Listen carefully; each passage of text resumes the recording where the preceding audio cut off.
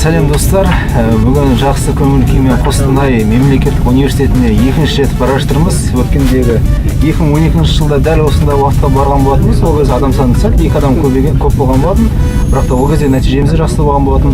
Екінші орын және үздік спикер сияқты жақсы номинациялармен қатқан болатынбыз.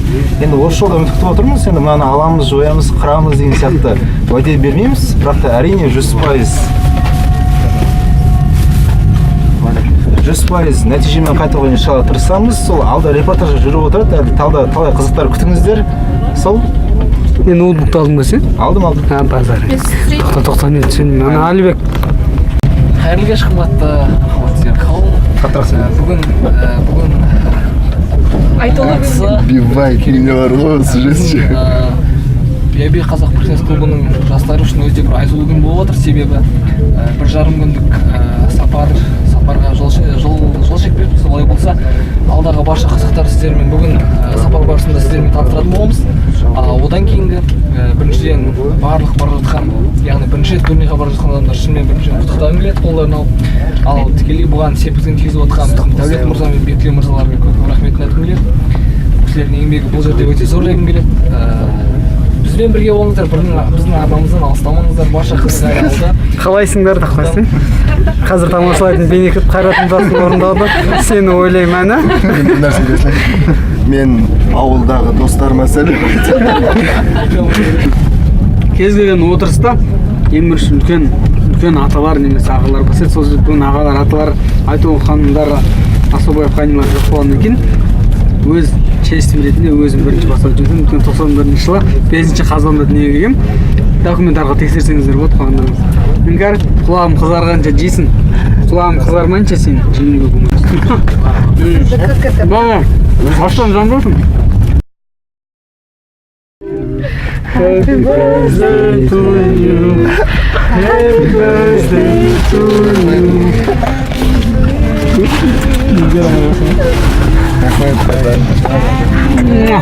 Твоим брат. Canım sevmiş. От души.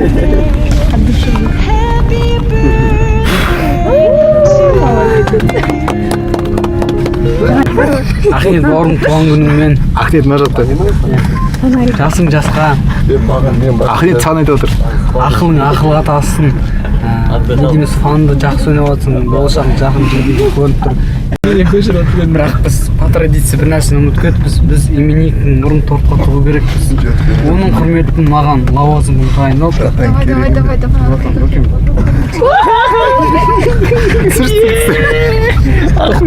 Осылай осы жерден тоқтайсыздар да, бір-екі фотоға суретке түсірейік. Мықты мынандай сыйлық, өзінің шын жүректен тілектерімен қоса мынандай сыйлықты бүгін беріп жүрген болады. Үміт сенсей. Сенсей ма? Иә.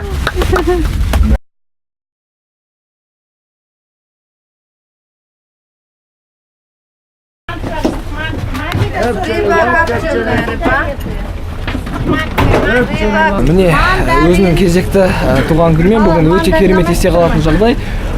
Ахметтің туған күні бүгін. Соны бүгін құттықтап атап өткен болатынбыз. Бетіндегі тортын әлі жуып білмеген. Мынандай қызық болып қалды, ойлағам ғой, жуып үлгерем ба деп сөйтсем, есіктердің бәрін жауып тастап, толы ұмытып кетіп. Салфетка сұрасаң бермей жатыр қыздар, енді келсеңіз бүйтіп қарап нәрсе. Сенсей, сенсей, от души бар ғой. Сенсей. Сәбет болмаған мүмкін. Сосыңдар ғой тағы да Ахметтің өзінің 19 жасқа толғанын бізбен бірге және өзінің любимый қаласы Чуда. Чуда солай 12 еще. Және бұл жерде бір нәрсені атап өткенге отыр, яғни өзі бармаса да өзінің көңілін тікелей Ахметке жіберіп отқан Үміт ханымға көп рахмет айтқым келіп отыр. Рахмет! Ахметті ұмытпай ойлағаныңыз үшін. Қайырлы кешім Ахматсияр қауым. Қайырлы. Футболкам алдын жауып отырмын, ұят болды ғой. Бүйтіп жауып қойған дұрыс сияқты. Иә.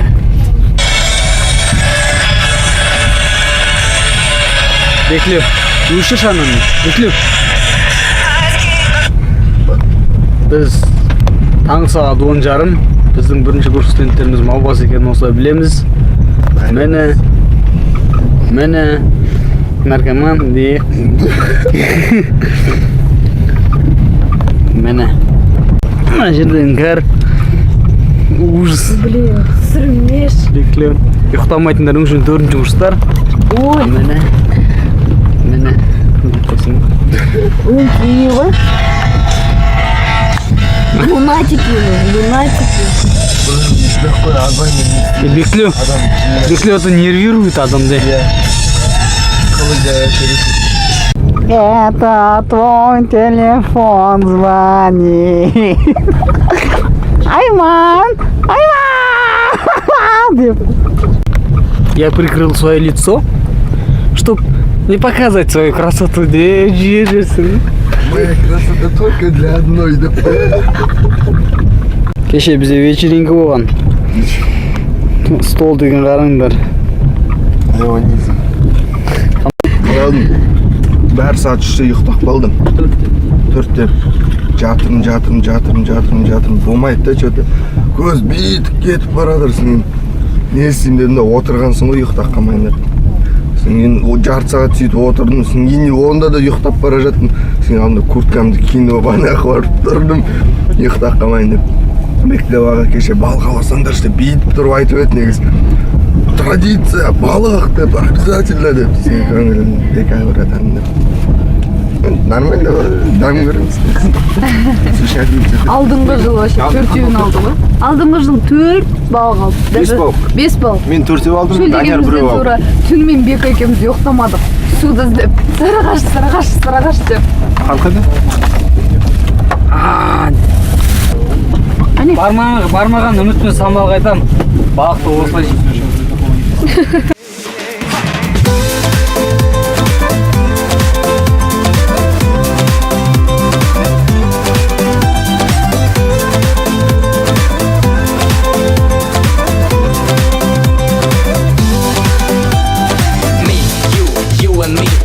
fresh to death, lose your breath, mom. Say no more, get on the floor. Your body so hot like phenomenal. Ladies, say hello to late. All the girls shout, I'm okay. You better love this song every day. Bump, bump, bump everywhere. Біз мұнда танымай өмір көрмеген адамдар тауып Айтуған деген қыз Қарағандының боксері. Ойнап жатыр. Саттаевтыңыздар ғой? Видео ма? Иә. Айтуған сөйлеп жүр. Сәлем. Сол бүгін біз Қостанайда отырайын деп отырмыз ложиться. Барамыз. Сәттілік деймін бәрі. Бүгін бізге міне жол барысында көптеген қызықты оқиғалар болып жатыр. Астанада бізге қосылған біздің қонақтар. Алма деген қыз, Алматының қызы. Айман деген. Мағоя деген жігіт, бірінші курс студенті. UAB-лықтар, сіздерге қонаққа келіп отырмыз. Бізге шай берді. Рахмет UAB-дің шайына. Сосын осында бізде туған күн иесі бар, оның туған күнімен құттықтаймын. Танып жатыр, кейс оқып дұрыс. Негізі дұрыс, өйткені ол өзінің туған күніне өзіне подарок ретінде кубок алғысы келеді. Және де сол кубокты алу үшін турнирға дайындалу керек. Біз сияқты құр шай ішіп, бір кісі сияқты жұмыртқа жеп отырып емес. Солай. Енді мага, енді қазақ тілімен айтып мұғалім. Шумақтады жоқ? Жоқ. Шумақтығына біріншіден сіздермен танысқаныма қуаныштымын. UAB тобы. UAB. Осыны алшықты мұғалім деді. Алдыңғы турнирға ешқандай қобалжусыз, жақсы дайындықпен, туған күндеріне кубок. Бәріне кубок. Үйлерге де кубок. Біз кубоксыз қалдық. Қонақтарға да кубок деп айтып қояйық. Бізге де кубок. Сол. Тағы да. Сенесің бе Әділбек? Көпшіліктің қызығына кіріп кетіп өзімізбен жалғыз өзіміз қалып енді проводникімізді қуып отыр, болыңдар, шығыңдар сендер. Кішкене кеш тұрдық енді, бірақ тез жиналдық енді. Ең соңғы болып шығайын деп жатырмыз, хотя ең бірінші болып кірген болсақ та деп па? Иә, негізі Айман бұл тұрғыда дұрыс айтады. Ең ерте ойбай Қостанайға барамыз деп бірінші алпыл-ғұпыл кіріп алдық та енді шыққымыз келмей қалды, себебі терезеден қарасақ өте дала ауа райы суық сияқты, қырау басқан терезелер ауа райын көрсетер емес мүлде. Беклеу мырзаның айтуы бойынша дәл қазір бізді гидтар күтіп алу қажет дейді. бірақ енді Масқара дала салқын, терезелер қатып жатыр. алдын ала сөзбен болжамай түске соң бәрін өз көзімізбен көргеніміз абзал деп ойлаймын. Это у нас один молодой такой. Почти не шевелится. Пошевелите его там. Мынау бір орыс Шевелись давай. сөйлей береді өзі көп. Осыған қарағанда орыстардан тілі бар ма деп ойлап қалдым. Поднял задницу, иди вперед. Ладно, тәте жақсы сау болыңыз. Давайте, ұйқанбаған дала салқын, аяз бұралар. Көз ісіп кеткен. Сен не ең соңғы тұрсың? Мен фотик бейнем так что давай. Мен өте қателесіппін. Бірінші рет солтүстіктің қысынан шықтым мен. Ойлағам, жаз, чё там, не болды? Братан, суық екен, натури ма? Ну мы алматинцы, везде выжили. Біздің Дәулет мырза айтпақшы, мейлі ауа райы суық болса суық болсын, бірақ жүректеріңіз жылы болсын. Иә, құрметті достар, біздің UAB қазақ піксәс клубының жалпы Алматы қаласының жігіттері мен қыздарының жүректері өте жылы болғандықтан Қостанайдың бұл ызғарлы суығы бізге мүлдем қорқынышты емес. Яма! Алматының жалғастар. Және бүгін біз, яғни біздің Дәулет мырзалары бізге айтқан болған, яғни айтқан ескерткен үйге де келіп жүрдік, алдын ала жалдаған болатын. Қазір ішінде Дәулет мырза, Бекли мырза, біздің барлық достарымыз осы жерде жиналу барысында. Міне мына біздің бөлме іші. Ас үй. Туалет, ванна. Ана жақта Айман уже в поте лица трудится. Молодец, сәлем айт, дебатерларға сәлем айт жүр. Айтпайсың ба болды? Айтпаймын. Құрметті дебатерлар, міне бүгін сағат 8-ге 10 минут қалғанда осы өзіміздің кафемызға кірдік. Жайғасып жатырмыз. Енді қонақтарымыз кетпей тұрып, қонақ жайлығымызды көрсетіп, бір чай ішкізуге біз енді залға өте беріңіз. Қонақтар біздің жайғасып отыр. Рахмет Айман, сұхбат берген. Ахмет мырза, мына біздің жатын бөлме. Яғни Ахмет екеумізге бірден осы бөлме ұнады. Бұл әрі кішкене жатып көрсетші Әлібек қалай жұмсақ. тренировкаға жатқанға да жасағанға да ыңғайлы екен. Кішкене жалпы барлық жағынан бізге қолайлылық туғызып тұр, сондықтан терезеге де жақсы көреді екен. Сондықтан Ахмет екеумізге осы бөлмеге тиеді деген ойдамыз, енді үміттейміз. Олай болса келесі сапарымызды одан ары жалғастырайық біздің үлкен мырзалар отырған бөлмеге. Өздеріңіз байқағандай Дәулет мырза өте бейімдеушілік адам. Келген жеріне оңай бейімделіп кетеді. Сондықтан бүгінгі алған әсері бойынша Дәулет мырзаның біраз әсерін білсек. Өте позитивті. Әлбеттің қалпағын ұмыт көткеніне байланысты өзім жаңа қалпақ салып өте әдемі және керемет. Біздің Гитнайла деген қыз ана жерде отырған таныс көрсеңіздер. Өте әдемі қыз. Суретке түсуді жақсы көреді екен бұл. Мынау. Бұл да біздің гидіміз болған, бірақ қазір Неге, мен қазір де қазір үлкен қартайып апа болып пенсияға шыққаннан кейін бұл кісі жай ғана проводник. Аныш, сонда Вайзерден алып тастады ма, не гидтан мені? Жоқ, біздің пожизненный гидіміз ол. Солай. Пожизненный деген жоқ екен. Жағдай болып қалды, хозяйка келейін деп жатыр, бірақ негізінде бізге квартираны алғанда 3 адамға деп алған ғой. Сол үшін Ахмет мен Әлбек қазір чай ішіп, кетіп қалып, үлкендерді қалдырайық деп жатырмыз енді. Дұрыс. Дала салқында, сондықтан да ыстық чай ішіп алып, кішкене күш жинап шығайын деп жатырмыз, сол жолға дайындалып жатырмыз. Дұрыс. Енді мына жаққа келетін болса, мына нәрселер қызықтылау картинка көреміз. Біздің құрметті координаторымыз кейс жазып, кейс толтырып, идея тастап, бізді турнирға дайындаудың орнына, мына жақта түскі сағат 11-де ұйқыны ұрып жатыр былай. Уотсон ойнайды ғой.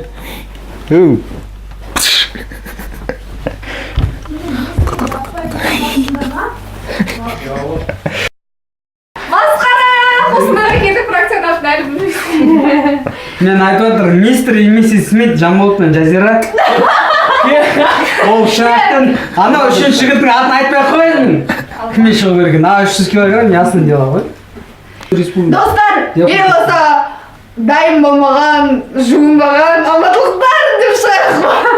Жартысы. Мен дайынмын, мен жуынғанмын. 3 күн турнирде біз шықтық қой, кешігіп келгендер деп. Сол сияқты свадьба болсын деп жумағандар деп Кеш шығасың. келгендер, ерте шығып кеткендер болып кеткен болатын да. Так что давайте не будем. Мен сіздерге айтып отырмын. Тату отбасы деп шығыңдар, білмеймін енді. Бір романтика болу керек қой. Ойбай, махаббат жасасын деп шығайық онда. Алдыда ойын ойнап махаббат жасасын деп. Мен мамин ойнап отырмын. Что Не жаздым. дейді, махаббатты айтып айтып. Пажнек. Да. Кто мое наказание десе. Балық бастан жүрейді кім айтты, кім бірінші Менде махаббат. идея. Принц и жалмауыз кемпір деп шығуға.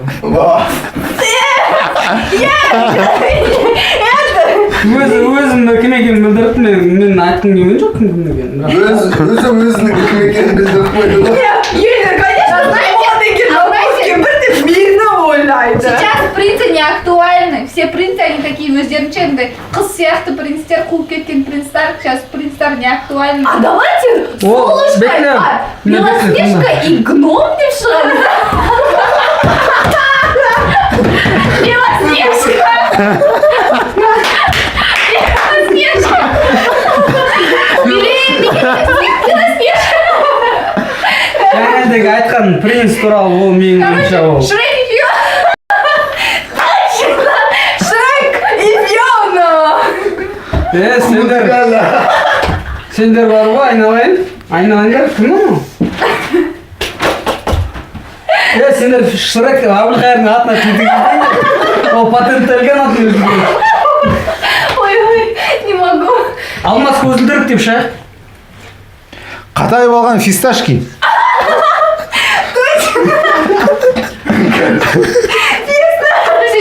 Осы қазір қатай болған жоқсың. Дәріма өте бар ма? Мен сізбен тұрға қатай болған Ойын басында жаман. не істейсің? Короче, қатай болған деген ат жаман. Потому что он за собой біраз заттарды алып жүреді. Қатайғанский вариантын тастай алмай жүр да, бір адам рөлге кіріп әлі шыға алмай сол қатайған. Бектен мырза, біз де өзіміздің фракциямыздың атын жасап қойдық енді. Қандай? Рахмет айтсын. Алма. Алма? Не, бұл бірінші. Мен дейтін бүгін таңертең ояна сала басыма бір ой келді. Жай келген жоқ. Жүректен келді. Мен ойымша мен бар нәрсені бар етіп айтамын да, сонда мынандай ой келді. Біздің клубтың жігіттері бізге неге басынып сөйлейді? Біздің клубтың жігіттері неге мынандай заң шығарады да? Мынандай заң шықты бізде жақында. Біздің клубтың қыздары басқа клубтың ұлдарымен жүруге болмайды. Ал біздің ұлдар басқа клубтың қыздарымен жүруге. Монтаж бар ғой, монтаж. Мейлі, сол аяқ болсын. Біздің жігіттері тегеніне сүрінбей жетсін. Біз ақ жүрейік талпынып, аяғымыз шалынып, жетпесек те жетпейік, бірақ солар жетсін. Біз көрмейік.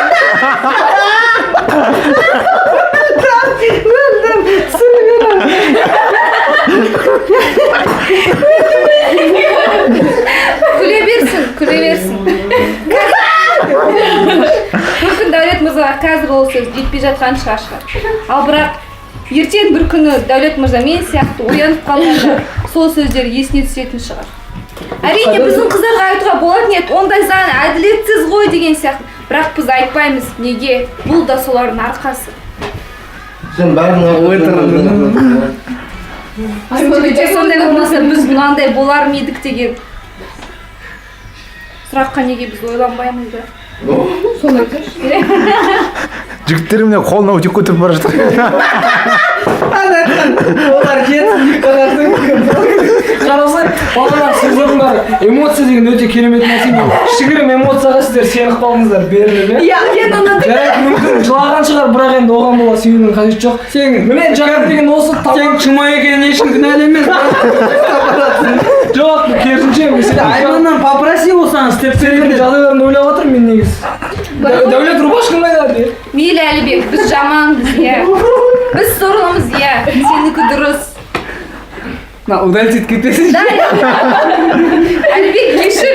Мен өйстіп ұялмай, қызармай, камераның алдында сөйлеп отырмын. Сосын өтетін нәрсең сөйлемей бара жатсың. өмір деген осындай. Солай емес пе дәулет аға негізі? Жоқ, бұл керек нәрсе. Қыздары. Жастар осындай. Интернет жүре алмайсыз. Бұл видеоның өтірік монтаж еместігін растайтын мен боламын. Яғни бүгін мына ұстап тұр Айман өзі ешқандай робот емес, ерні, көзі, қасы дегендей. Қыздар барлықтарың осы қыздан үлгі алсаңдар бар ғой, 1 жылдың ішінде күйеуге шығып кетесіңдер. Отвечайсың. Короче. Жоқ, 1 жыл емес енді. Күйеуге шығуға асықпаңдар. Содан кейін біз айтып беріп, біз Айман екеуміз осы қосайдан бастап үйленейін деп бел шешкен болатынбыз. Әкел қолын келсе ғой, неге отырсың? Айман бірақ өз сүйгенім бар дейді да, мен айттым да, сәшем дедім да. Киіз қылшы ғой.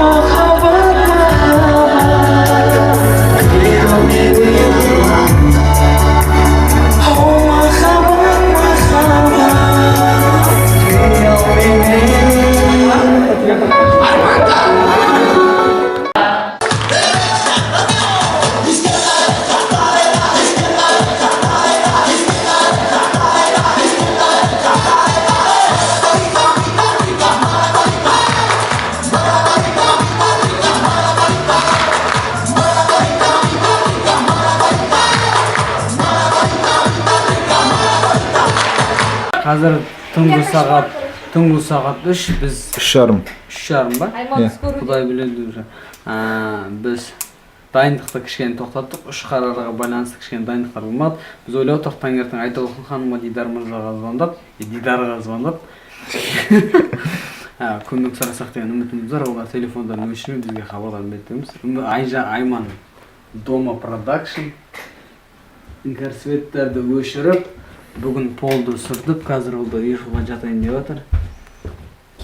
Инкардың фигурасына қарап көз балерина деп ойлап қалуы мүмкін, бірақ на самом деле балерина емес. Енді бүгін бізде 2 красавчик Қайрат Нұртас пен Қайрат Нүнтеков екеуі ерте ұйықтап қалды. Концерттік бағдарламаларына байланысты мүмкін олар өздерінің нелерін жасамаған шығар. Сол себепті біз бәріміз жиналып осы шешімге келдік. Алдым қысықтап кетті. Жарайды. Сол себепті біз барамыз да ол кісілердің қолдарына чмо деген жазамыз, себебі олар дайындалған жоқ болатын. Видеокамераны алып түсірді.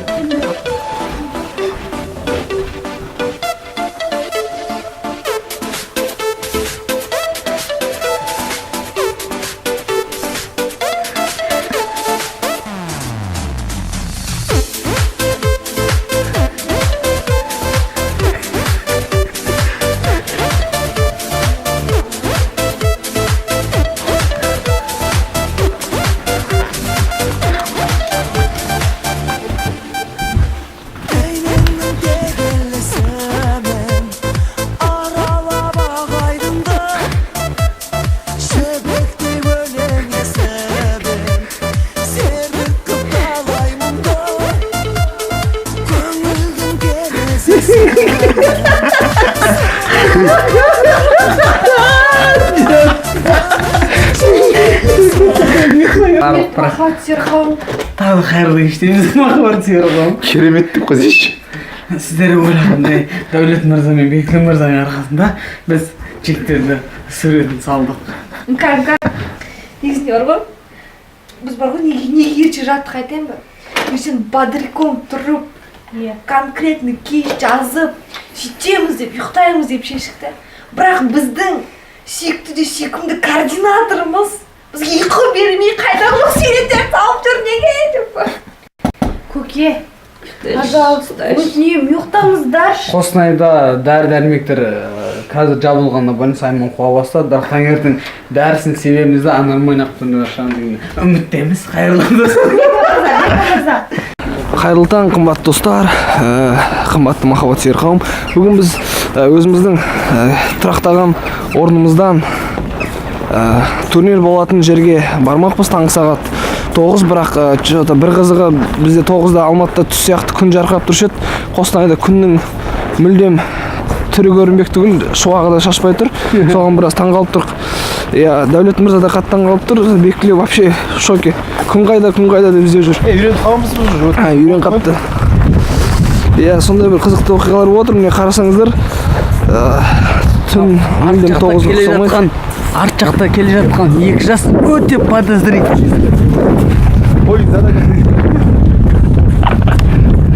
Қостанай қаласында өтіп жатырған 7-ші дәстүрлі Қостанай мемлекеттік университетінің кубогына арналған пікірсайыс турниріне келіп жатырмыз. Турнир әдеттегідей жыл сайынғыдай өте жоғары деңгейде болып жатыр. Енді дәстүрге айналды, жыл сайын жоғары деңгейде болып. Ойындар керемет, қарсыластар жақсы. Әдеттегідей барлығы кейс жоқ. Кофе брейк күтіп жүрген. Енді обед ішіп отырмыз, енді сіңген ұйқы тағы да ойындарды күтеміз. Кешкілік футбол бұйыртса. Мен танитын алматылықтарға және басқа да Қазақстанның өкілдеріне барлығына жалынды сәлем.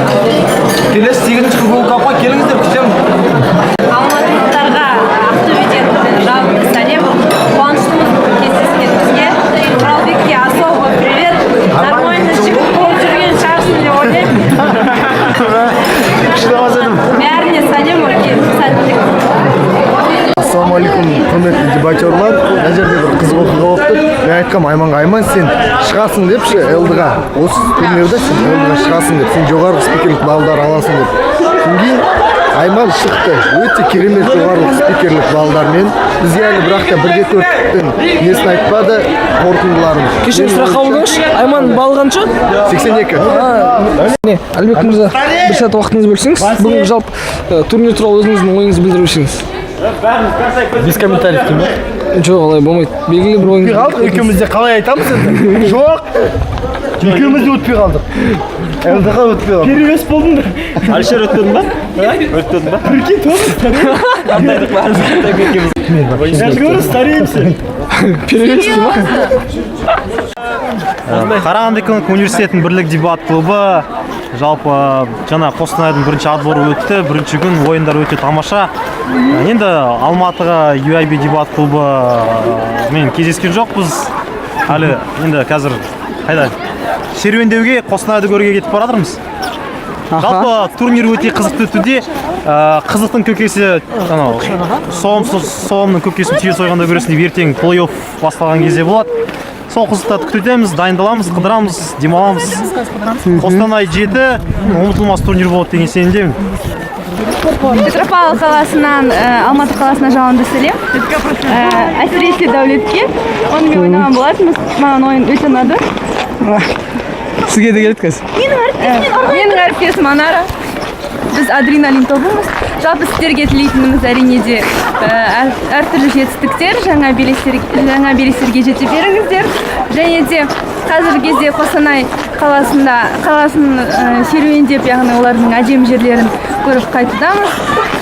Жалпы осы турнир ең қызық турнир деп болады. Білеміз. Рахмет. Мен де без комментариев жазсам. Сосын айтамын. Ал мен сөйлей білемін. Көп сөйлеу біледі. Әлсіз бірақ көп. Әке, мен бір ауыз айтып жіберейін. Бір ауыз.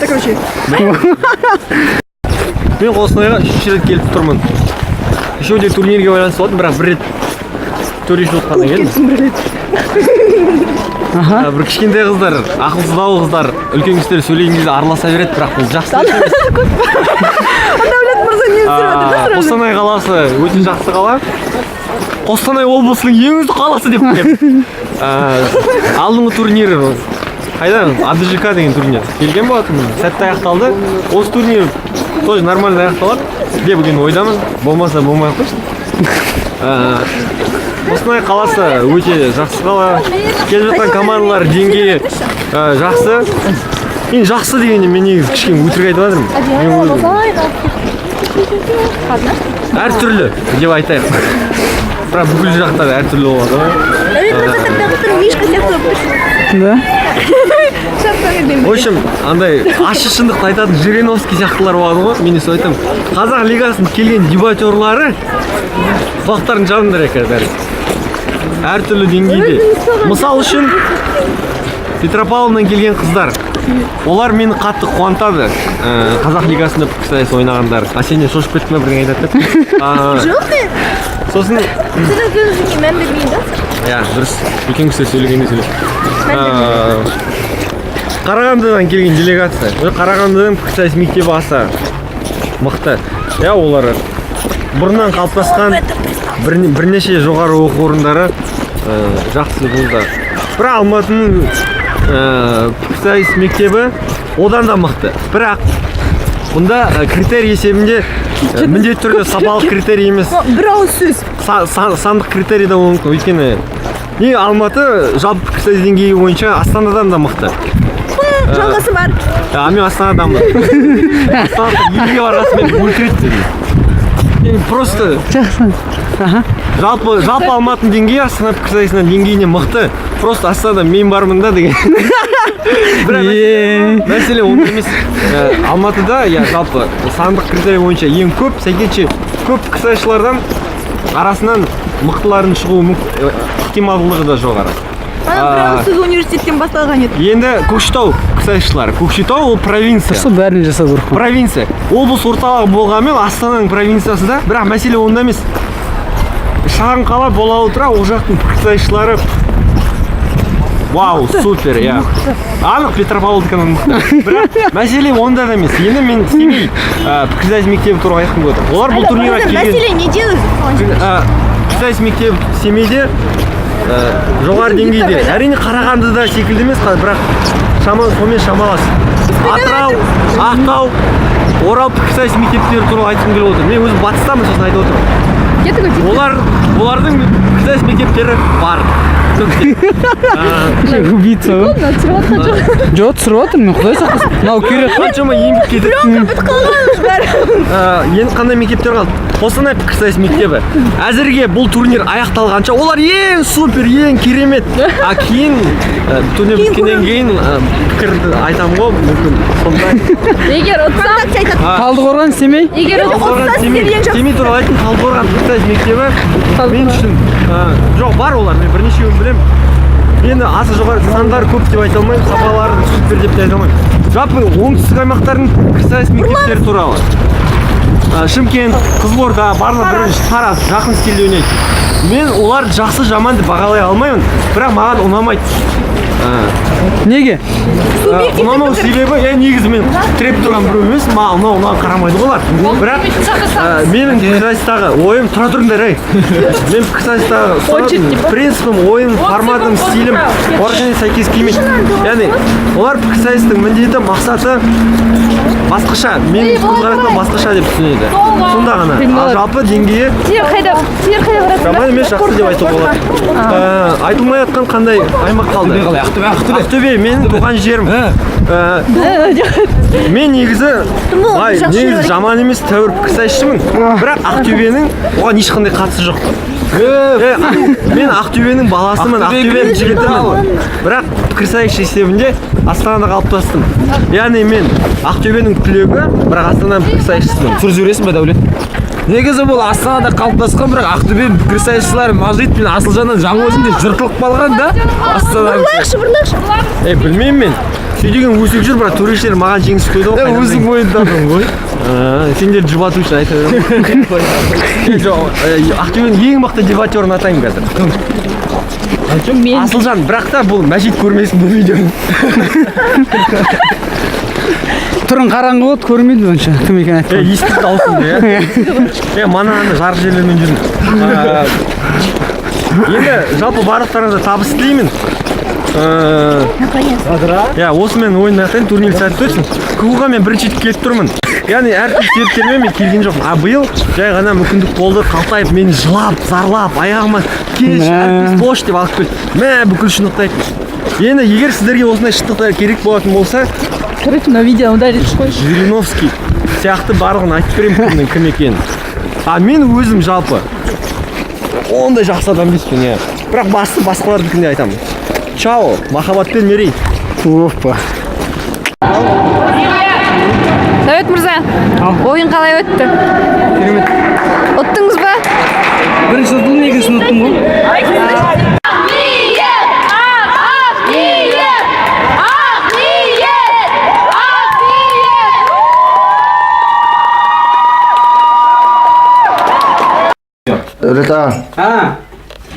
Бүгін 19 число.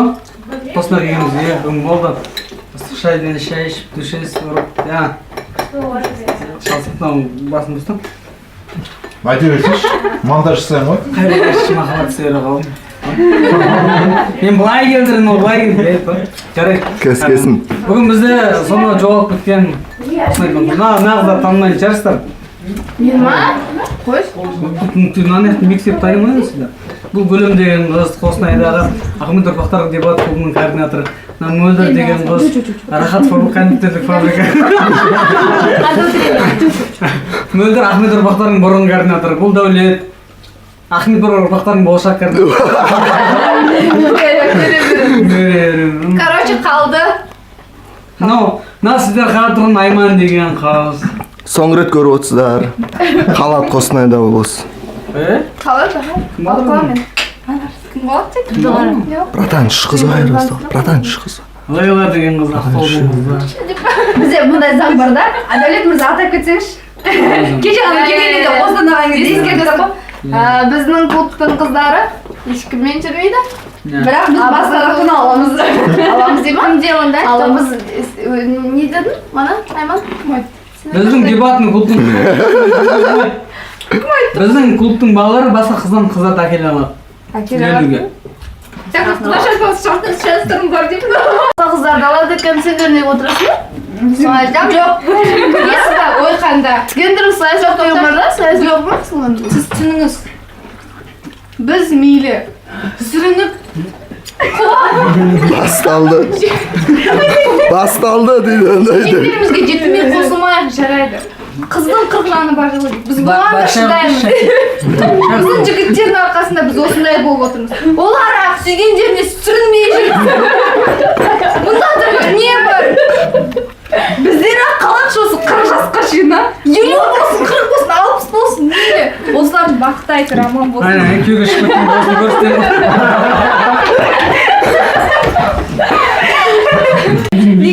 Достар, мен сіздер үшін негізі қонақтарым үшін күштеп пирог жасаған болатын бар ғой. Бір қызығы бар ғой. Мен пирогым бар ғой, тау оқыпты. Тау? Вулкан шығарады.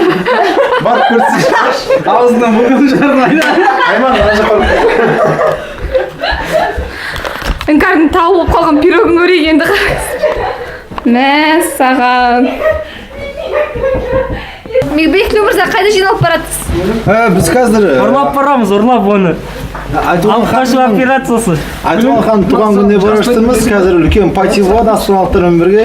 Астана, Қостанай, Алматы және тағы да басқа региондар ішінде бір мықты пати болайын деп тұр. Соған біз аттанып бараштырмыз. Негізі 10-ға шақырған ғой, бірақ қазір сағат 11-ден асты сондайда. Қазақпыз ғой. Өмірде сіз қай жолмен жүрсеңіз де, сіз түбінде белгілі бір жолыңызды табасыз. Ол жол өте қиын белестер мен үлкен алпауыт жолдардан тұрады.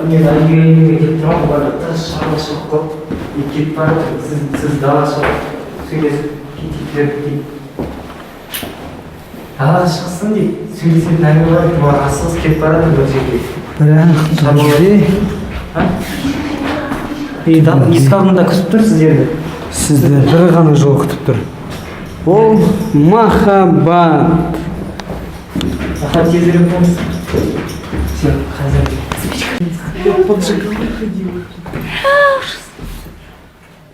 Давай тоғамын.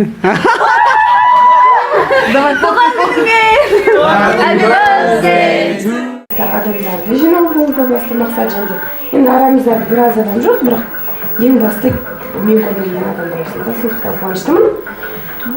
Екінші мереке ол мен кішкене ғана шағын өзімнің туған күнім демекші. Қартайып Ең бастысы сіздерді жинап, сіздермен бір дастархан басында тамақ ішіп, бұл болғанды және келетін нәрселерді еске түсіріп деген сияқты нәрселер. Бұл сондықтан да бүгін ұялмай, қызармай астан алып, өздеріңізді үйдегідей сезініп, мен даусыма назар аудармақтандыр. Айтады ештеңесі жоқ. Жалпы пікірсайыста, мысалы, прикол ұстап отырды, 31 кубок алу мүмкін емес. 31 турнир өткенде жоқ әлі қазақ пікірсайысы туғаннан бері. Мына міне, мен таскать етіп жүрген напарник 7 кубогы бар. Сол үшін мен онымен ойнап жатырмын, көрдің бе қандай ақылдымын.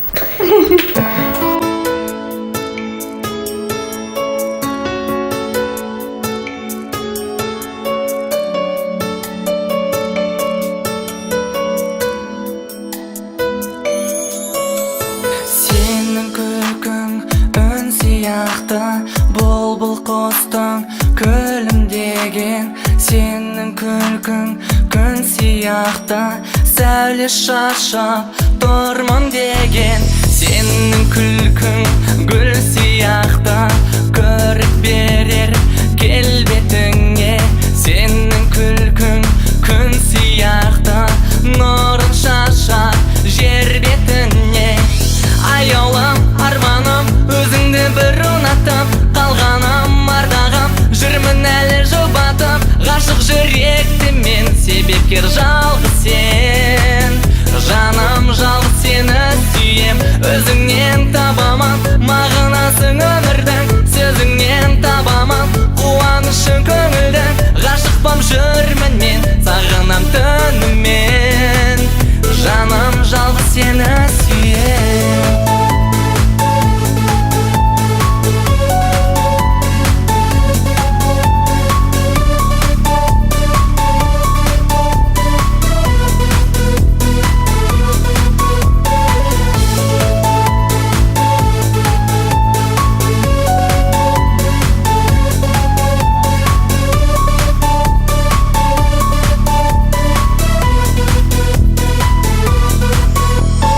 Күлкің сенің жұлдыздайын, жарық берер менің мұң түнімде. Көруге мен тұрмын дайын, күші жаным. Сенсіз өмір сүрмеймін мен.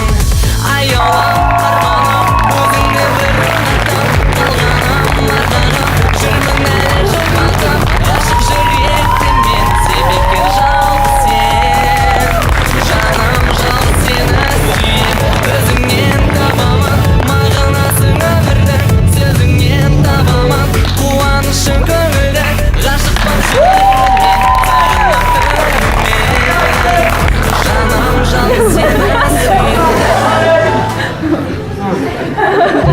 Кешіріңіздер, айып болмасын. Мен сөз соңында Серік Сәлиевтің сөзін аяқтағым еді. Бұл менің жеңісім емес, бұл UIB-дің жеңісі деп айтып еді. Рахмет.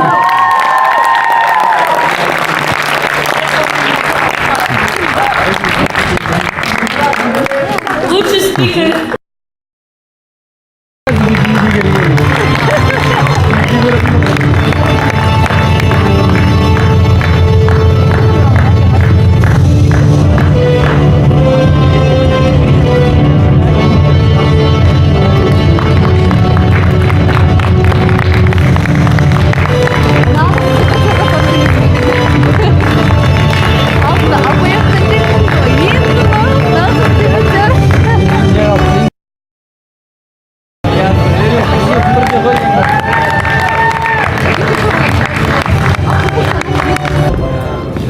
кеш, құрметті достар. Шынымен де мен қуаныштымын. Осындай қысқы демалысқа қарамай Қазақстанның жан-жағынан жалынды жастар пікірсайысы үшін Қостанайда жиналып отыр. Сондықтан да осындай үлкен жеңіспен сіздерді құттықтаймын.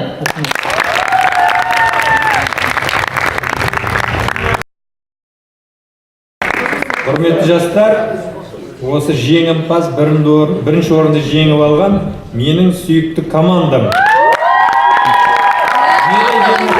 Бақытжан Қалтаев.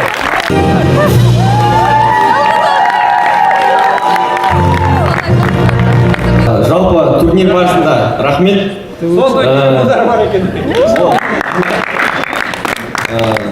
Бізде дәстүр бұзылмайды, дұрыс солай бұзылмайды дейді. Бүгін Закарий менен озып кетті, 2 кубок алып кетті. Бірақ бастысы ондай емес. Турнир ұйымдастырушыларына рахметпін. Серік Сәбиевтің сөзімен аяқтасақ, бұл менің ғана жеңісім емес, бұл Қалтаевтың да жеңісі.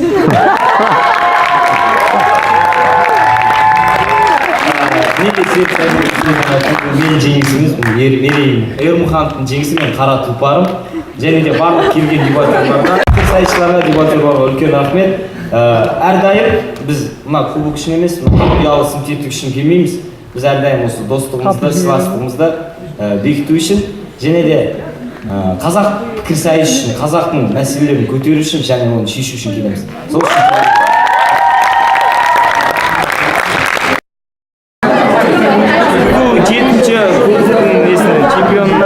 UIB-ге сәлем, Алматар, сізді күтеміз, немесе сіздер бізді күтімізбен сіздерге барамыз. Мынандай кубоктарды алып кетуге де. Мен қара тұлпарым бар. Дәулет, ты красавчик. Атак созақ рулетті. Құрметті Алматы қаласының соның ішінде UIB-дің дебатерлары, сіздерді Дәулет мырза айтқандай, Дәулет мырзаның алдының жеңісі емес, сіздердің жеңістеріңізбен шын жүректен құттықтаймын. Және де UIB клубына жетістік, сәттілік, бұдан да үлкен жетістіктер, мықты шәкірттер Дәулет мырзаға тілеймін. Және де бірлік дебат клубымен жақсы қарым-қатынас, жалпы пікірсайысқа жарқын болашақ тілеймін. Жақсы өтті, көпші жақсы деңгейде, сондықтан да ең біріншіден Дәулетті құттықтаймын, үздік спикермен Мерилетті құттықтаймын, Мейіржан Мұхамбетті құттықтаймын, және де коллегемді құттықтаймын. Сонымен барлық жақсы барлығы керемет, тек қана пікірсайыста жақсы сарапта, жақсы достарымды әрқашанда кездестіремін. Негізі Алматыдан мен бұрын соңғы жігіттер қыздарды дәл осындай Алматының дебатерларын көрген жоқпын. Дәл осындай Элдыда оңтүстіктің намысын қорғағандарыңызға үлкен рахмет. Қызылордадан да рахмет. Шынайы Элдыдан, бірақ дәл осы финалға дейміз Элды көрген жоқпыз. Қызылорда тарапынан айтайық, финалдағы Элдыларыңыз үшін рахмет. Құдай қаласа келесі турнирде кездесеміз. Ал енді құрметті достар, осы Алматы облысынан келіп өкілдігін өзін көрсеткен, шынайда Алматының қалай республикада басқа жағынан абыройы болса, дебаттан да қандай абыройы бар екен шынымен де көрсеткен, және де сол жоғары дәрежеде екенін шынымен де анықтап берді. Және де Элдыны шынайы финалға лайық ойынды көрсеткен үшін, және соған шынайы көрермен қылдыра білген үшін мен рахмет айтамын. Алматының жолбарыстарына сәлем. Ал мен өзімнің бүгінгі әріптесімді Дәулет мырзаны Элдыдағы алған ең үздік спикер кубогымен құттықтаймын. Әлі алда талай жетістіктерге жетеміз деп ойлаймын. Қостанайдың турнирі өте қызықты болды, әсерлі болды. Қарсыластарымыз өте мықты, керемет ойын көрсетті. Әрине Қостанайға да осындай турнирлер бола берсін деп тілеймін. Ал біздің Алматыға Құдай қаласа осындай үлкен турнир жасайық деп айтқым келеді өзімнің UIB ұйымыма. Лидермін, шыны керек. Үлкен алғысын білдіремін, әсіресе өзімнің дебат болмай өйткені ұйықтамаған түндер, еңбектер ақталды деп есептеймін. Бүткіл Алматы жазған болатын, кубоксыз оралмайды, бірақ енді Элдының кубогы бар, Құдайға шүкір, таңғы сағат 6:30-да кубокпен кездесіп аламын дегенде болған сол жерде алты жарымда тортпен коламен күтіп алушыларды өзім жеке пойыздан бекіттім. Енді бізбен келген екі қызға жеке алғысымды білдіргім келеді. Ол Іңкәр мен Айманға, өйткені менің ойымша олардың алдыңғы видеоларға қарағаннан кейін сіздер түсінесіздер, олар өмірдің басты құндылығын түсінген сияқты. Ол жігіттердің жетістікке жетуі, жігіттер алда болса оларда ешқандай қалмайтындығы. Ең бастысы осы.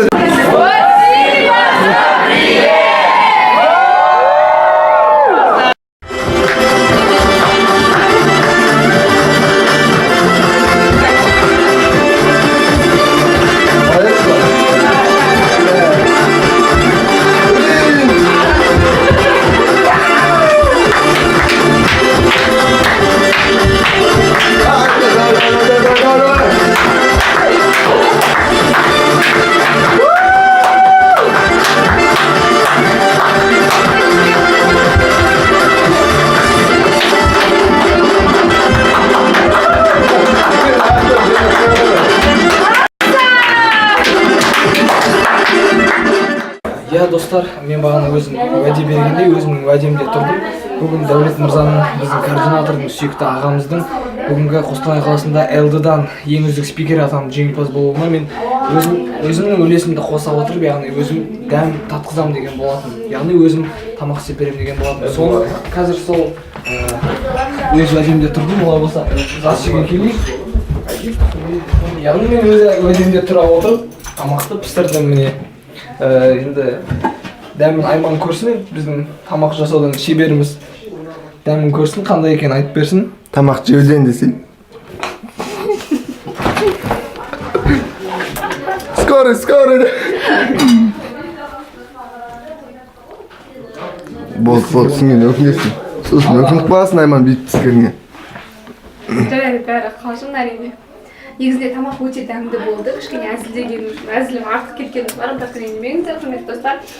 Негізінде Әлібектің мұндай тамақ пісіре алатынын мен таңғалдым шынымен де. Жігітке жеті өнер де аз дейді ғой, бірақ Әлібек бүгін тағы да бір өнерін көріп отырмыз. Әлібекке үлкен рахмет айтамыз. Өзі ниет білдіріп пісірген тамағы үшін шынымен де тілі үйретіндей дәмді тамақ болды деп ойлаймын. Сондықтан да қазір енді ең басты сарапшылар ол біздің қонақтар болып табылады. Біздің қонақтарға беріп, олардың оң бағасын алайық. Әлібек тамақ пісіретін болса, мен өзімнің официант рөлін атқарып, енді тамақты ұсынайын.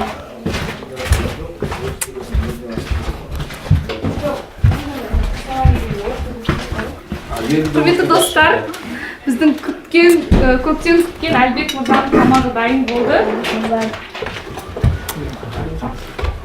Ашсаң жерден. Екі тарапқа сонда. Екінші. Қайырлы күн, қымбатты махаббат сүйер қауым, біз сонау атаулы Қостанай қаласындамыз. Біздің Яйби қазақ пікірсайыспен жастар, белсенді жастар елінде түнгі сағат болса 1:27 кеткен кезде Қостанай қаласын қыдыруға шыққан болатынбыз. I'm looking at an angel, and believe me when I say she got that whole place glowing. She got that whole place glowing. She got that whole place glowing, glowing, glowing. I'm looking at an angel, and believe me when I say she got that whole place glowing. She got that whole place glowing. She got that whole place glowing. And she's high in the sky singing. Way above the clouds in the sky singing. Way above the clouds in the sky singing. Way above the clouds in the sky singing. Бұндай шайқас аламын қарсыластарымен мен күтпеген едім. Біз ойладық ғой, бір алаңда ойнайтын шығар, бірақ олар 2-3 алаң салып берді. Бұндай нәрселер күткен жоқ. Және менің әріптесім әлсіз болғанда мен кінәлі емеспін. Мен екі спикердің не міндетін бір өзім атқардым. Бұл жер әділетсіздік. Төрешілер енді өздері көріп отқансыздай мен. Толығымен жеңілді. Негізінде жаңағы ойында дебатта қарға шомылды тартыс өтті деп ойлаймын. Бірақ негізінде мәселе мада болды. Сразу сараптама болып кетсін де. Басында екеуміз бастап едік. Бірақ соңында өкінішке орай сіз мені құлата алмағандықтан екінші спикер жабылып кетті де. Негізінде әділет сәті залал болып кетті деп айтуға болады. Ну жарайды, келісе қояйық. Пусть будет дружба победила, да? Хоть и жабылып кетті, ұлдар қыздарға деп. Жоқ, біз бұл ойын болғандықтан бұл жерде ол қыз деп бөлінбейді. Сіздер дебаттада аямайсыздар ғой. Әңгімелесеміз ол кезде. Бұл қыздар деген неліктен ше, нәзік жандылар дейді ше. Бірақ дебатқа келген кез нәзік жандыларымыз дейді да, бірақ ұлдарға жаман болар деген. Аяқ асты ұлдардың нәзік қыз жібереді ғой олар деген ше. Енді құрметті достар, мен бір өзім бүкіл біздің Қызылорда делегациясының атынан олар төртеу, бір, екі, төрт, төртеу. Міне. Төртеу құрметті достар, бүйтіп көрсетер екен ғой. Енді қыздар жігіттер, сіздерге тікелей барлықтарыңызға айтарым. Оның атынан үлкен жалынды сәлем ретінде келіп отырмыз дәл қазір, иә. Бүгін турнирді аман-есен біттік. Турнир өте жоғары дәрежеде өтті. Оны осы жердегі екі тәтемізге айтайық. Гүлім, Мөлдір. Қақтасыздар? Мөлдірді көретін Гүлім қайда? Гүлімнен.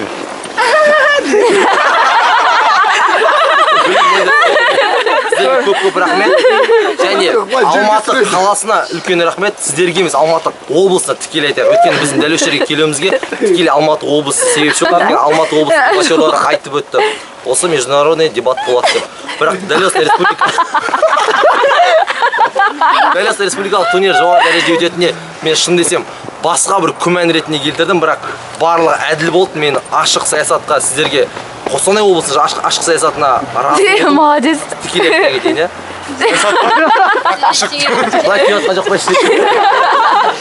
Қызылордадан енді сіздерге тағы айтарымыз, енді келесі апрельде құдай қаласа бізде де республикалық турнир болады. Сол кезде Қызылорда облысының атынан бізде клубтарға бөлінбейді да. Қызылорда облысының клубы бар. Бізде клубтарға жекелей бөлінбейді. Тек қана дара бір клуб бар. Сол дара клубтың ақиқат айнасы пікірсайыс клубының атынан Қызылорда Алматы облысы мен осы Қостанай облысының барлық жас және кәрі дебатерларын шақыра.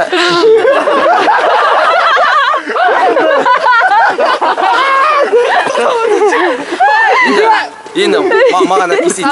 Қыздар жігіттер, Қызылордадан тағы да сәлем. Келесіде құдай қаласа дәл осындай республикалық турнирлерде кездесе берейік.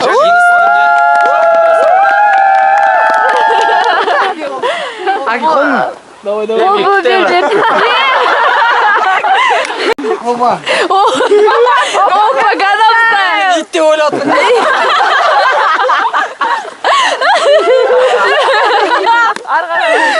Алла.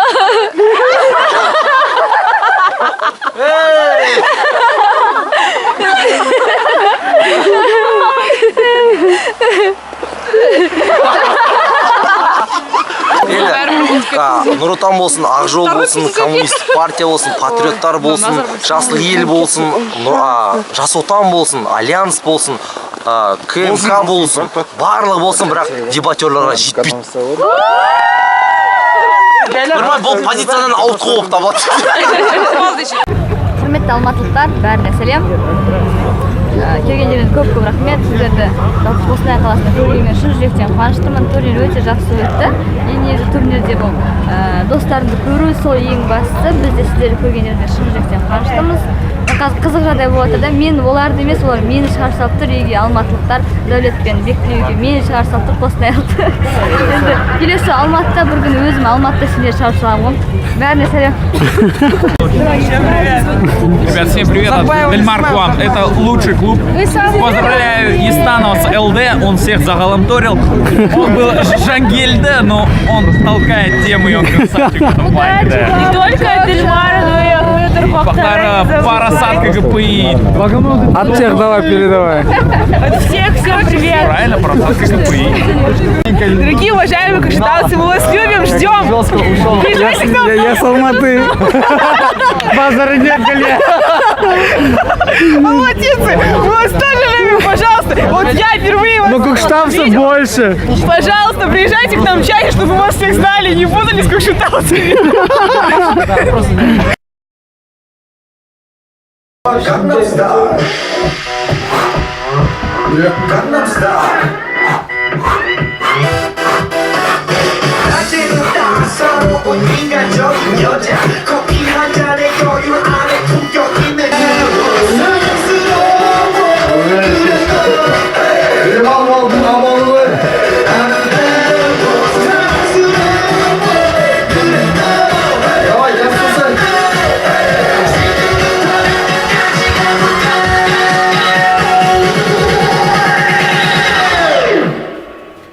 오빤 강남 스타일. Давай, жасай. Қайгерден студенческий поражение болды. Жасай деп отырмын, жасамай, тыңдамай. 강남 스타일. 오빤 강남 스타일. Sexy lady. Оққа осындырақ, қымыр. 오빤 강남 스타일. Sexy lady.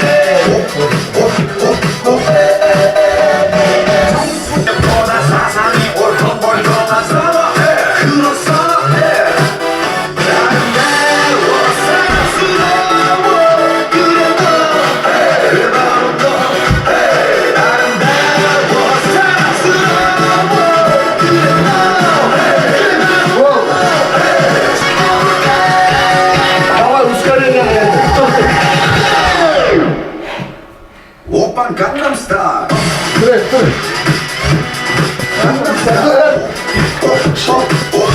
오빤 강남 스타일. 강남 스타일. Құрметті дебатерлар, біз сіздерді көргенімізге қуаныштымыз. Қостанайда деп айттық келген кезде деп енді қуанбаймыз. Керісінше осы төрт күннің арасында 4 күн деген ол өте аз мерзім. Соның өзінде біз қатты бауырласып қалдық бір-бірімізге, жеке өз басым қатты бауырласып қалдым. Сондықтан да енді сіздерді қимай бүгін шығарып салуға келдік. Гүлім екеуміз. Сондықтан да кішкене бізді ертең Алматыға барғанда бізді Ахмет ұрпақтарын есіне алып жүрсін деп кішкене бір аз ғана сыйлығымыз бар, кішкентай ғана. Соны көптей көріңіздер дегіміз келген.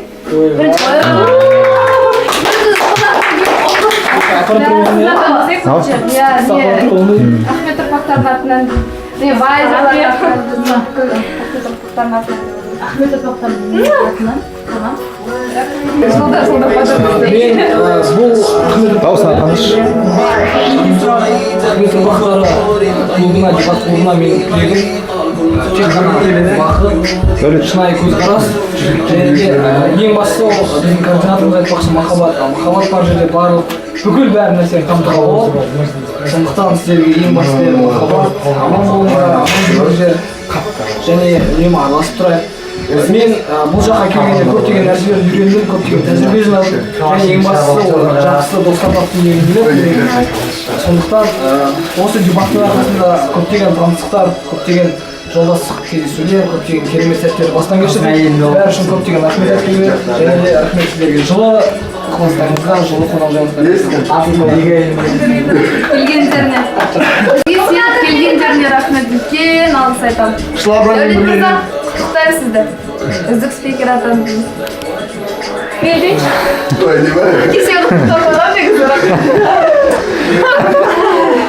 Риалтордан рахмет. Үлкен алғысым білдіремін. Бұлайда Дәулет мырза үздік спикер алып, сосын горячая команда деген атаққа ие болды. Дәулет горячий помимо. Сосын барып міне әнші бұл номинациясын ұтып. Молодцы, Алматы. Және де ең бастысы ректор алғыс хат. Үлкен Қытай. Нет. Қайырлы кеш қымбатты сүйер қауым, сіздермен мен тағы да Жұмыр. Біз бүгін сонау атаулы Қостанай қаласынан турнирге Алматы қаласына қайтып бара жатырмыз.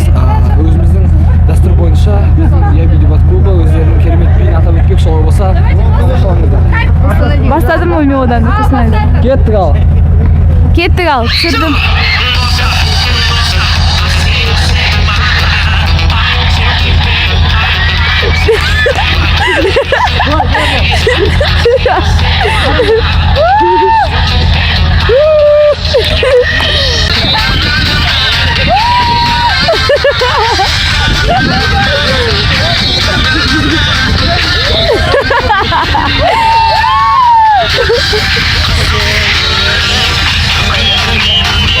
Давайте Опа, ganapsa.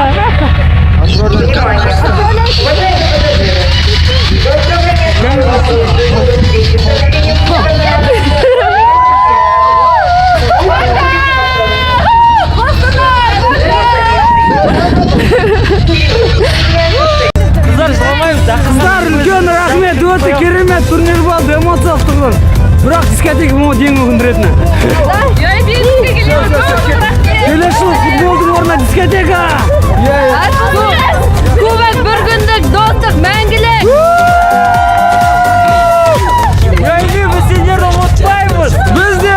Біздің достығымыз мәңгілік.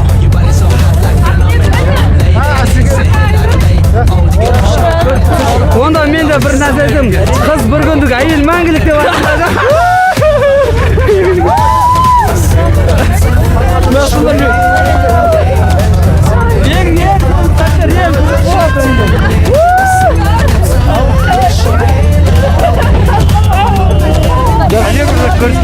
Көріскенше, давай. Жақсы. Көріскенше. Давай. Көріскенше.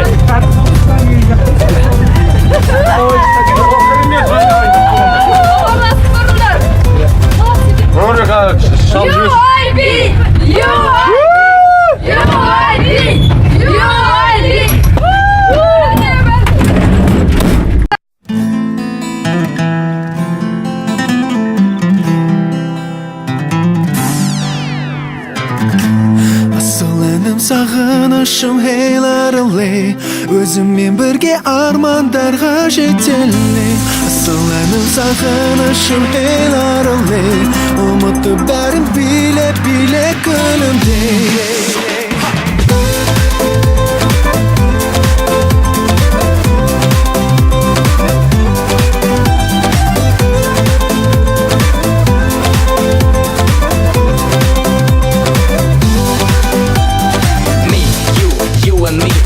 Fresh to death, lose your brief, ma. Say no more, get on the floor. Your body so hot like phenomenal. Lady, say hell out of late. All the girls shout, I'm okay. You better love this song every day.